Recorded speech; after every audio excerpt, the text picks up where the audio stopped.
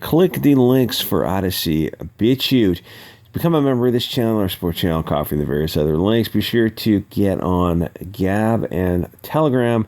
Those are very good places to be up on kind of an alternative perspective. Odyssey, Gab, and Telegram I think are the best free speech platforms. So comics shifting to the right.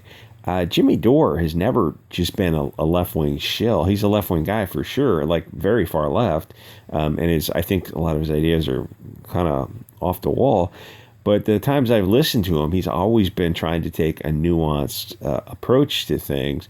Where somebody like Cenk Uygur or Cenk, I don't know how to pronounce his name, that guy is just a mouthpiece with Trump derangement syndrome. There's a whole collection of people 5-6 years ago who they saw Trump and they just they could not reconcile that with their worldview for some reason. It's like, I remember when he was running, I saw him, I thought, oh, who's this fat asshole? Oh, God, he's going to be the only one we have to pick from from the RNC. It's like, really, this is the best we can do. And then you look at Hillary and you're like, oh yeah, well, yeah, naturally Trump is go team Trump. Even, you kind of hold your nose and vote. But I don't think people were voting for Trump. They were voting against Hillary. At least I was.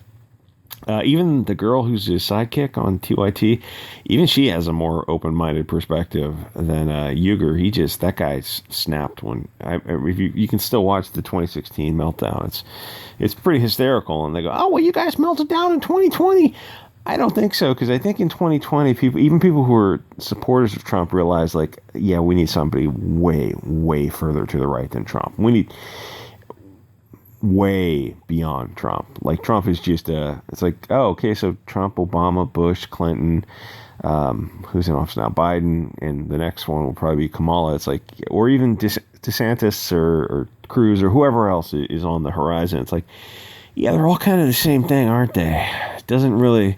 You can't really get excited about, oh, do you want vanilla or do you want French vanilla? Or do you want, like, I don't know, a Spanish twisted vanilla? It's like, I don't want vanilla at all. I want chocolate. So Biden is a complete mess, and the people who are pulling his strings are evil people. There's another way to say that. You have to take a closer look at them to see just how evil they are. There are people who are blindly cheering on Biden. It's, just running towards the cliff as fast as you can. Just accelerate it. Why not? But the thing is, they look more and more ridiculous. They're on Twitter. They're not all algorithmic bots. There are some legitimately mentally deranged people on Twitter who try to support Biden no matter what he does. It's just absolutely insane.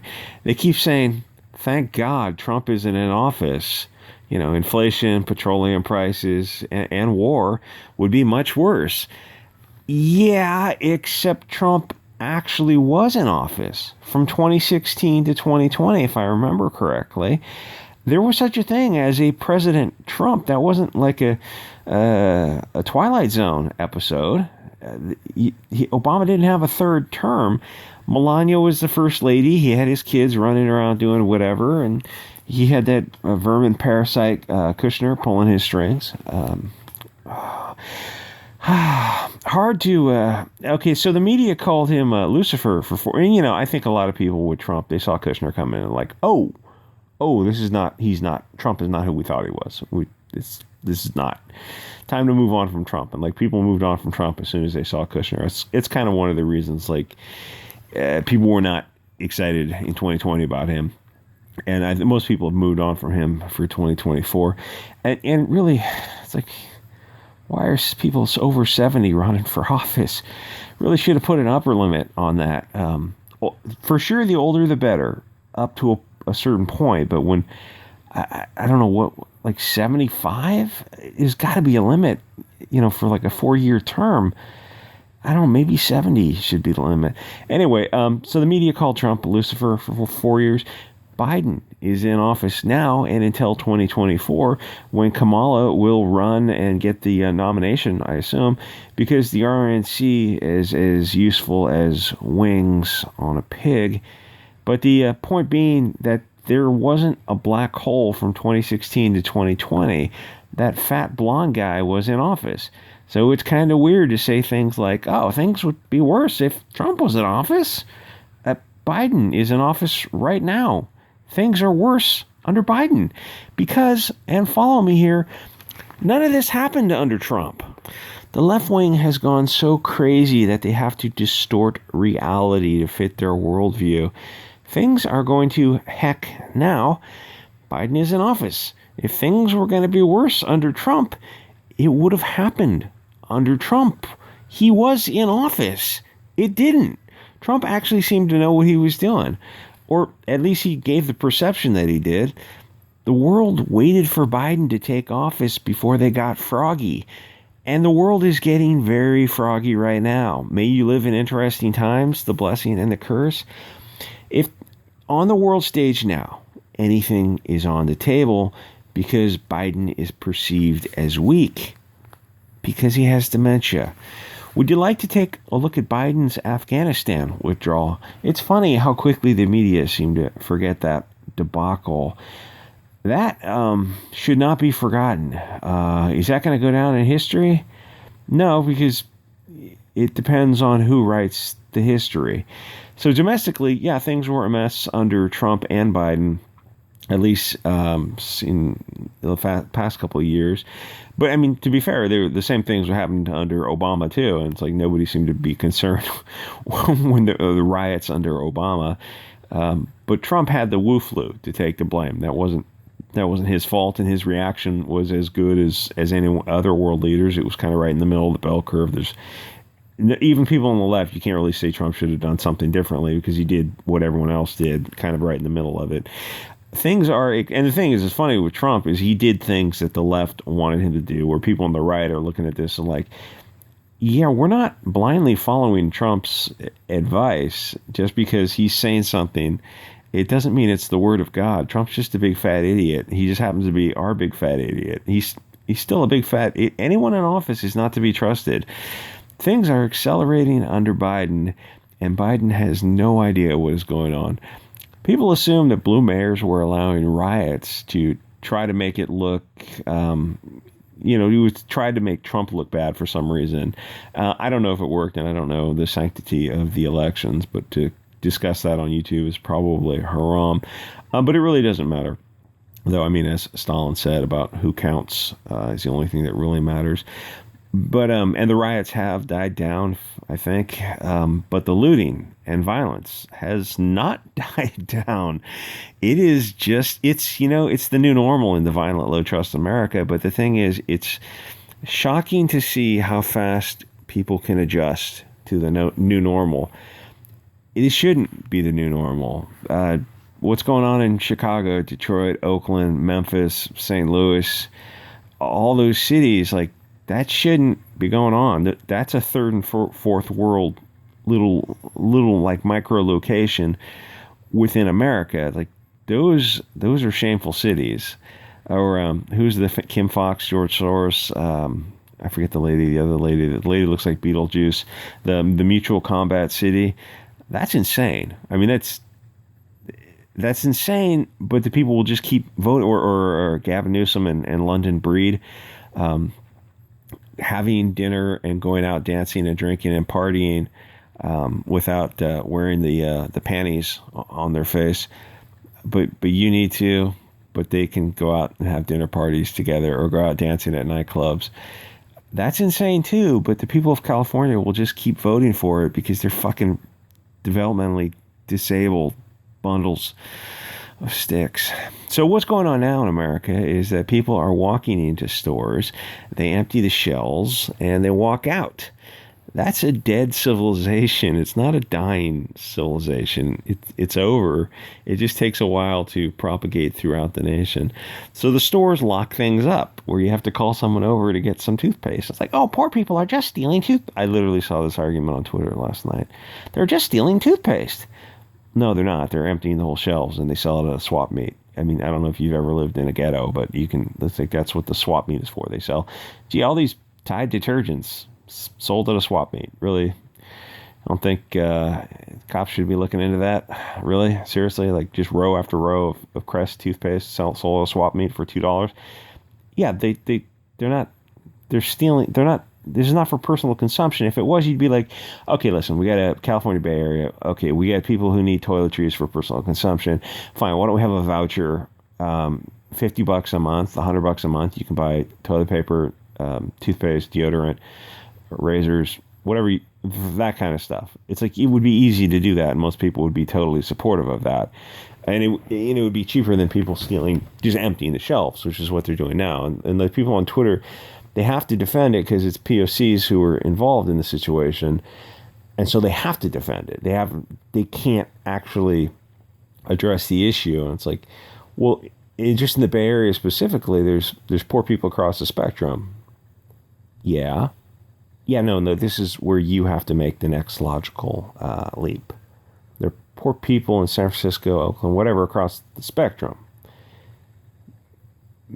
Anyway, if you wanted to have a voucher program, most people would be like, okay, fine, $100 a month for toiletries. How hard would that be? Be like, oh, okay, fine. It wouldn't matter because they're not stealing the stuff for personal use. They're stealing it to sell it to buy mostly drugs. I mean, weed, but still, or in that case, in San Francisco at least, they're robbing the weed stores, which is a trip. Because I guess they can't use banks because it's a federal issue, so they're using cash. It's like, okay, so if they, I mean, it's like it's just life in a low trust society where they're robbing stores. It's like, okay, well, it's cheaper to just build a double door entryway system where you show your ID to a camera, high def scanning camera. You show your face and ID. It scans it. You're led into the double door system. The door locks behind you. Then the other door opens. You've been identified and you come through it. It's like a life in Brazil where they're selling jewelry. It's like you could build that onto a store for a few tens of thousands of dollars, and it would save you money in the long run. It's like, oh, this is why we can't have nice things. I don't know if that's too base for YouTube, but YouTube is just kind of lame. So these the stores lock things up, and then eventually the stores lose so much. But it's insured. It's insured. How do you think insurance works? Is it just a magical money printer? They assign. It's just a pool. It's just a pool, and the money has to come from somewhere. Well, thank God Biden is printing more. What happens is either the insurance gets so high they have to close down, or they close down for whatever reason. They just can't afford to donate money. So the stores close, which is what happened in the Bay Area. And I think some parts of LA, these Walgreens and Walmarts are just closing because realize, we're funding these people's. It would be cheaper to just write them a check for a certain amount of money every month. It's like, let's just split the difference. And that way you can not sell our stuff at a swap meet. But what happens is the stores close. Like, that's actually happened. And then in San Francisco, they try to make excuses for why the stores are closing. Like, it's nonsense. You go like, yeah, but 3 stores actually did close in the Bay Area. Oh, well, because they're greedy corporate profit. Yeah, whatever the case. But the stores did close. Oh, well, why is there a retail desert in my area? Oh, I don't know. Maybe give it some thought. Maybe you could make the connection. Oh, well, they'll just pass the costs on to the customer. So if somebody's cleaning out the store every week, which is what they're doing, and you pass the costs on to the customer, so the customers are just subsidizing a thief. Yeah, the people on Twitter, they go, oh, well, these are poor people who need toiletries. You look at them, you're like, they're not poor people because they're buying weed and Nikes. Anyway, it's like liberals on Twitter, they're in a bubble. It's like, don't you know how this system works? Like, are you really completely clueless? Some of them are clueless and some of them just can't say what's actually going on because it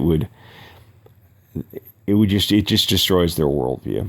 Anyway, so Jimmy Dore, he's always taken a more, I don't know if it's he's progressed into this taking an adult approach to having discussions, or maybe it's a recent kind of conversion and development after we saw that TYT lost their friggin' minds over Trump. A liberal value used to be the open marketplace of ideas. Someone speaks, you listen, you respond, a discussion between adults takes place. If you saw what happened at the Yale Law School they had a talk on free speech. Those law students wouldn't let a speaker speak.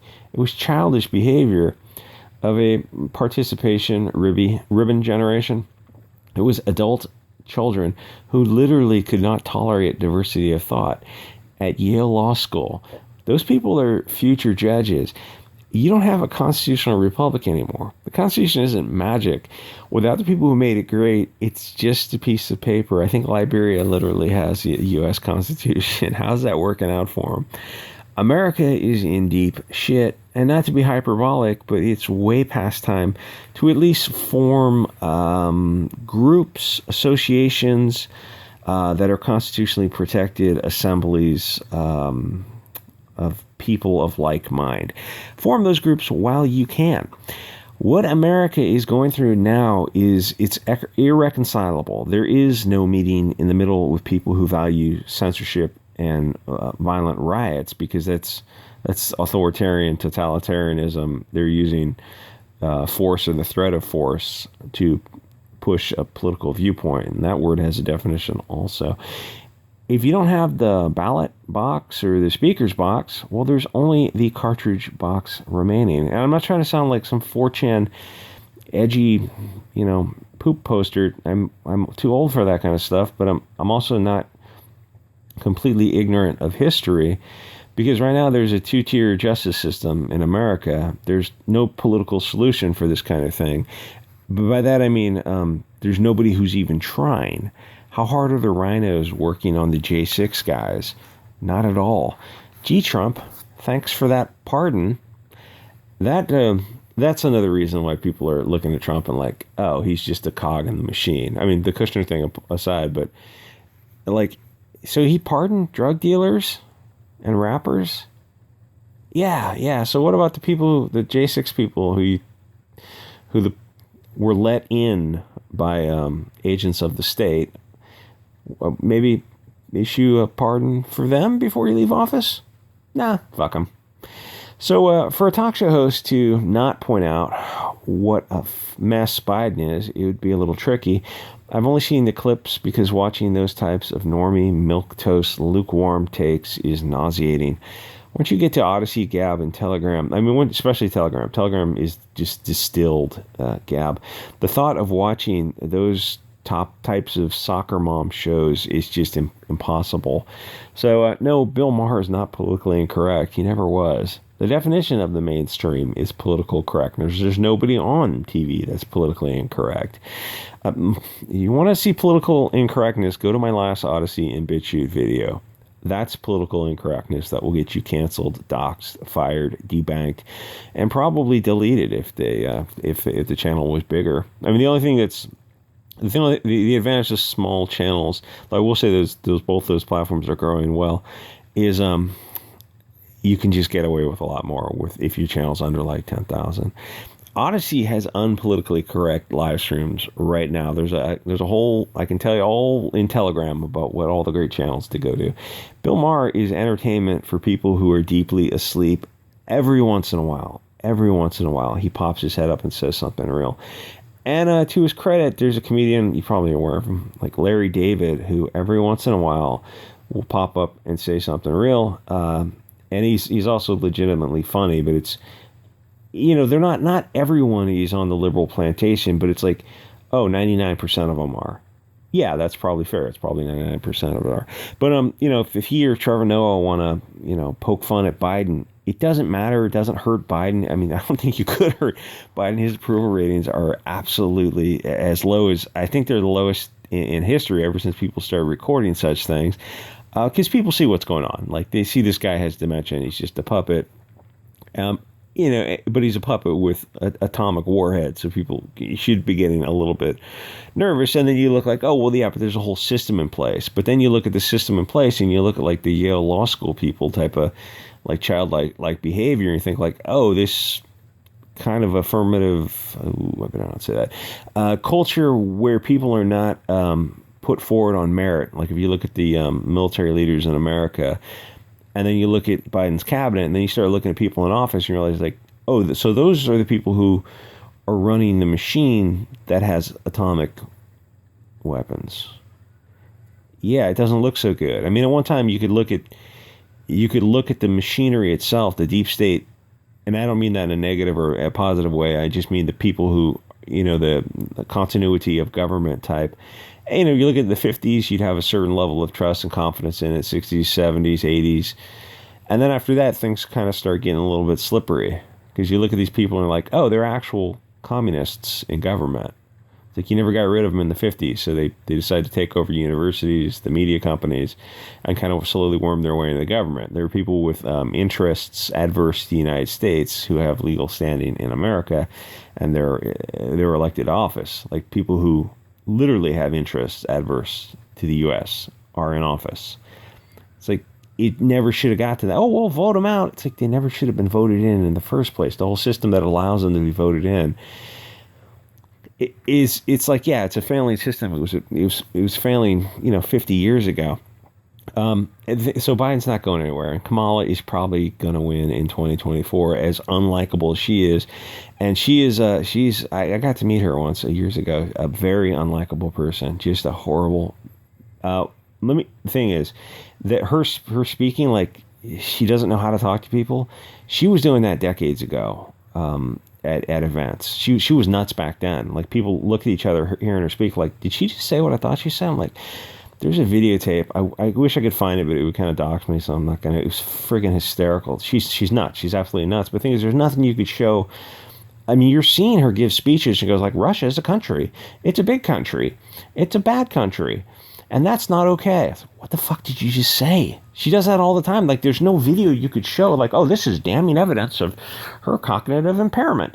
It's like, yeah, there's no shortage of her or Biden just saying the most insane things. It's like, what's the next line in continuity? What's her face? Pelosi. It's like, she's number 3. They're all insane. These three of the worst spoken people. It's like, okay, what's going on? Who's pulling the strings? You're not going to fix this. We're going to vote these people out in 2022 and 20. No, you're not, because demographics are working against you. Ooh, got to be tricky to stay on YouTube. Not that there's too many people listening to the 22-minute mark, but the algorithm, the walls have ears. The algorithm is always listening, which is it's amazing what you can say to get beyond the algorithm with these wolf whistles. The thing is, she's probably going to win in 2024, as unlikable as she is, because the RNC has nobody who isn't essentially Biden, but with an R after his name. The right walks to the left, and the left jogs to the left. What have the conservatives conserved? Standing still is losing. If you don't actively move to the right, then you'll be dragged left. There's nobody in office who's our guy. There's nobody in office. There's no political solution. Anyway, support me on Coffee if you can with a small donation. Or I guess you could go to Coffee and just tell me to fuck myself without donation. But that's not very nice. And I will see you guys on Odyssey, Bit Chute, Telegram, Gab, all the other platforms. Until next time.